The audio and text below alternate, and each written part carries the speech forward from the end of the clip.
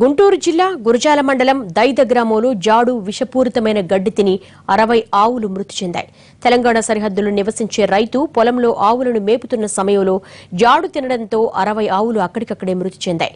ఒకసారిగా ఆవులన్నీ మృతి చెందడంతో రైతు లబోదిబోమంటున్నాడు. ఏం జరుగుతుందో కూడా తెలియకుండా మూగజీవాలు ఒక్కొక్కటిగా నిమిషాల వ్యవధిలో చనిపోయాయి.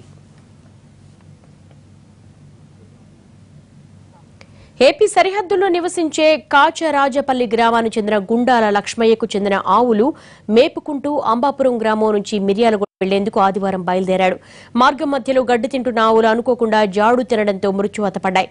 ఒకసారిగా ఆవులన్నీ చనిపోవడంతో రైతు హతాశుడయ్యాడు. జొన్న చేలో కోసి ఉన్న విత్తులను తినడం వల్ల చనిపోయినట్లుగా రైతు చెబుతున్నాడు.